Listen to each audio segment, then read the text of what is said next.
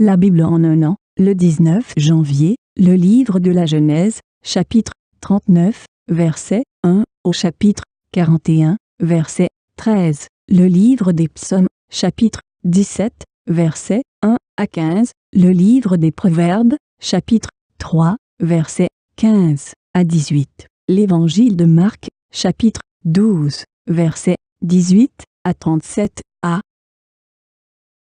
Le livre de la Genèse, chapitre 39.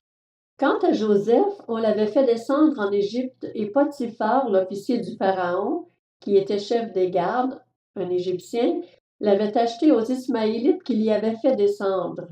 L'Éternel fut avec Joseph et la réussite l'accompagna. Il habitait dans la maison de son maître égyptien. Son maître vit que l'Éternel était avec lui et que tout ce qu'il entreprenait, l'Éternel le faisait réussir entre ses mains. Et Joseph trouva grâce aux yeux de son maître. Il l'employa à son service, l'établit responsable de sa maison et lui confia tous ses biens. Dès que Potiphar l'eut établi responsable de sa maison et de tous ses biens, l'Éternel bénit la maison de cet Égyptien à cause de Joseph, et la bénédiction de l'Éternel reposa sur tous ses biens, que ce soit à la maison ou au champ. Il abandonna tous ses biens entre les mains de Joseph, et il ne prenait connaissance de rien avec lui, sauf de sa propre nourriture. Or Joseph était beau à tout point de vue. Après cela, la femme de son maître porta les yeux sur Joseph et dit, « Couche avec moi. » Il refusa et lui dit, « Mon maître ne prend connaissance de rien avec moi dans la maison. Il m'a confié tous ses biens. Personne n'est plus grand que moi dans cette maison. Il ne m'a rien interdit sauf toi parce que tu es sa femme. Comment pourrais-je commettre un aussi grand mal et pécher contre Dieu? » Elle parlait tous les jours à Joseph, mais il ne l'écoutait pas et refusait de coucher avec elle, d'être avec elle. Un jour, il était entré dans la maison pour accomplir son travail, et il n'y avait là aucun des gens de la maison. Elle l'attrapa par son habit en disant « Couche avec moi ». Il lui laissa son habit dans la main et sortit. Lorsqu'elle vit qu'il lui avait laissé son habit dans la main et qu'il s'était enfui dehors, elle appela les gens de sa maison et leur dit « Regardez, il nous a amené un Hébreu pour abuser de nous. Cet homme s'est approché de moi pour coucher avec moi, mais j'ai poussé de grands cris. Quand il a entendu que je me mettais à crier, il a laissé son habit à côté de moi et est sorti. » Elle posa l'habit de Joseph à côté d'elle jusqu'à ce que son maître entre à la maison. Et elle lui tint alors ce discours. « L'esclave hébreu que tu nous as amené s'est approché de moi pour abuser de moi. Comme je me suis mise à crier, il a laissé son habit à côté de moi et s'est enfui dehors. » En entendant les affirmations de sa femme qui lui disait « Voilà ce que m'a fait ton esclave », le maître de Joseph fut enflammé de colère. Il s'empara de Joseph et le mit en prison à l'endroit où les prisonniers du roi étaient enfermés. Il resta donc là en prison. L'Éternel fut avec Joseph et étendit sa bonté sur lui. Il lui fit gagner la faveur du chef de la prison. Celui-ci plaça sous son autorité tous les détenus qui étaient dans la prison et tout ce qu'on y faisait passait par lui. Le chef de la prison ne s'occupait pas du tout de ce qui était sous la responsabilité de Joseph parce que l'Éternel était avec lui et faisait réussir ce qu'il entreprenait. Le livre de la Genèse, chapitre 40. Après cela, le responsable des boissons et le boulanger du roi d'Égypte commirent une faute envers leur seigneur, le roi d'Égypte. Le Pharaon fut irrité contre ces deux officiers, le grand responsable des boissons et le chef des boulangers. Il les fit mettre dans la maison du chef des gardes, dans la prison, à l'endroit où Joseph était enfermé. Le chef des gardes les confia à Joseph, qui fit le service auprès d'eux. Ils passèrent un certain temps en prison. Une même nuit, le responsable des boissons et le boulanger du roi d'Égypte, qui étaient enfermés dans la prison, firent tous les deux un rêve, chacun le sien avec son explication propre. Joseph vint le matin vers eux et vit qu'ils étaient tristes. Alors il demanda aux officiers du Pharaon qui étaient avec lui dans la prison de son maître, « Pourquoi avez-vous mauvaise mine aujourd'hui? » Ils lui répondirent, « Nous avons fait un rêve et il n'y a personne pour l'expliquer. » Joseph leur dit, « N'est-ce pas à Dieu qu'appartiennent les explications? Racontez-moi donc votre rêve. » Le grand responsable des boissons raconta son rêve à Joseph. Il lui dit, « Dans mon rêve, il y avait un cep de vigne devant moi. Ce cep portait 3 sarments. Quand il a bourgeonné, sa fleur s'est développée et ses grappes ont donné des raisins mûrs. La coupe du pharaon était dans ma main. J'ai pris les raisins, je les ai pressés dans la coupe du pharaon et j'ai mis la coupe dans la main du pharaon. » Joseph lui dit, « Voici l'explication. Les 3 sarments représentent 3 jours. Encore 3 jours et le pharaon t'élèvera bien haut et te rétablira dans tes fonctions. Tu mettras la coupe dans la main du pharaon comme tu en avais l'habitude lorsque tu étais son responsable des boissons. Cependant, souviens-toi de moi quand tu seras heureux et fais preuve de bonté envers moi. Parle en ma faveur au pharaon et fais-moi sortir de cette maison. En effet, j'ai été arraché au pays des Hébreux et même ici, je n'ai rien fait qui mérite la prison. » Voyant que Joseph avait donné une explication favorable, le chef des boulangers dit, « Dans mon rêve, il y avait aussi 3 corbeilles de pain blanc sur ma tête.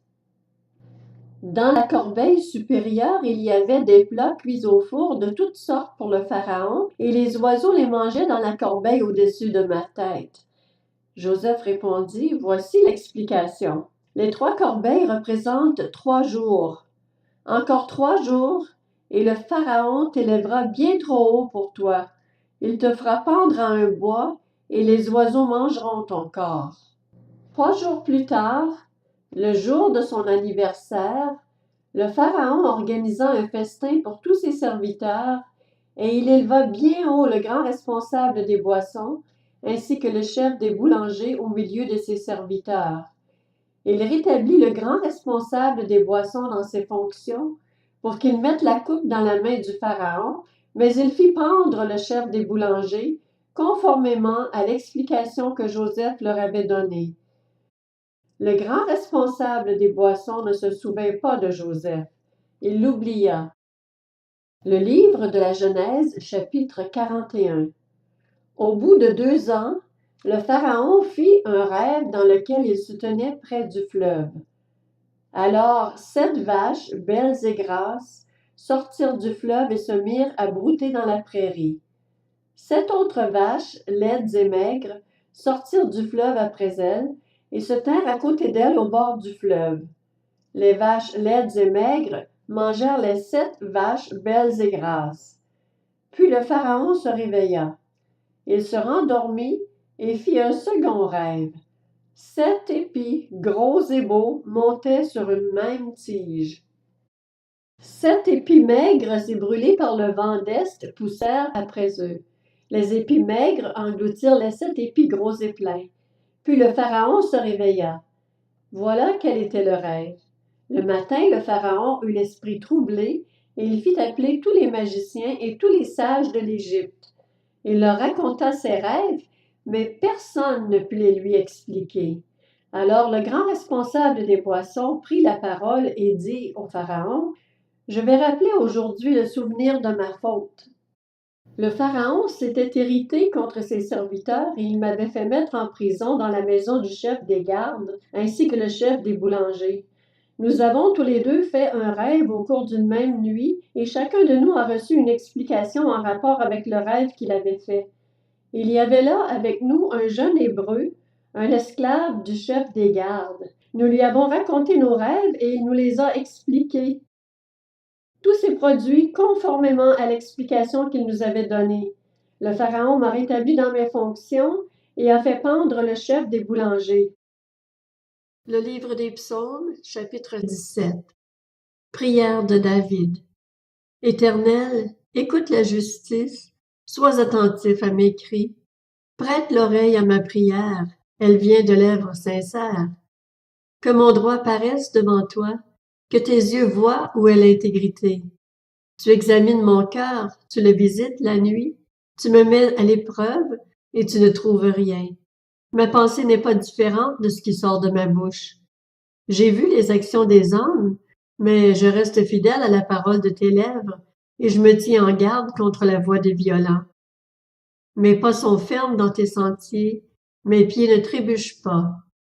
Je fais appel à toi car tu m'exauces, ô Dieu.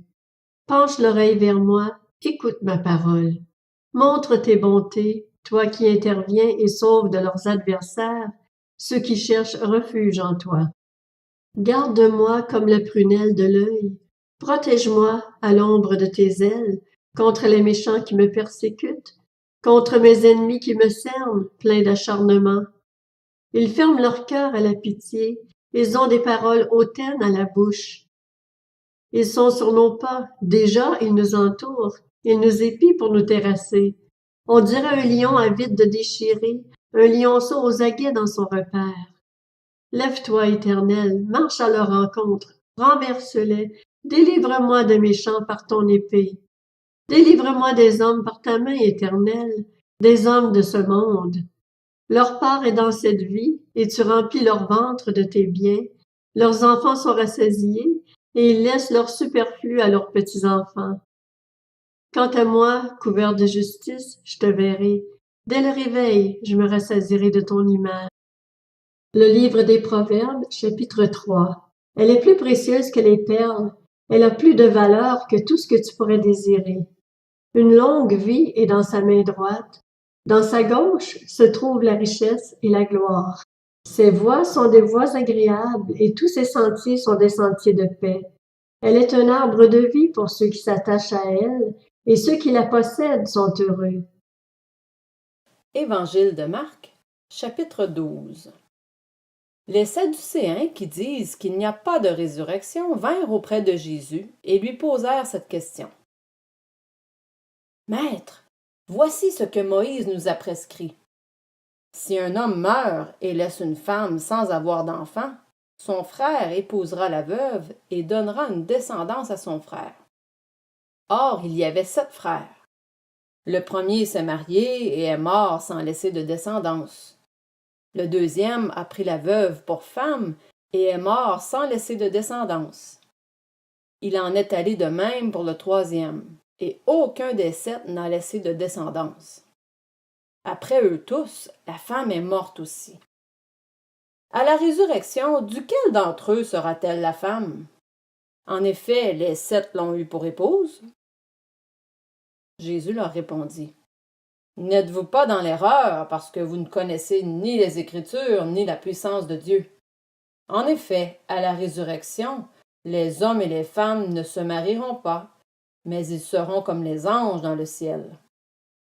En ce qui concerne la résurrection des morts, n'avez-vous pas lu dans le livre de Moïse ce que Dieu lui a dit dans l'épisode du buisson? Je suis le Dieu d'Abraham, le Dieu d'Isaac et le Dieu de Jacob. Dieu n'est pas le Dieu des morts, mais des vivants. Vous êtes complètement dans l'erreur. Un des spécialistes de la loi, qui les avait entendus discuter, vit que Jésus avait bien répondu aux Sadducéens. Il s'approcha et lui demanda « Quel est le premier de tous les commandements? » Jésus répondit « Voici le premier. Écoute, Israël le Seigneur, notre Dieu est l'unique Seigneur. Et tu aimeras le Seigneur, ton Dieu, de tout ton cœur, de toute ton âme, de toute ta pensée et de toute ta force. Voici le deuxième. Tu aimeras ton prochain comme toi-même.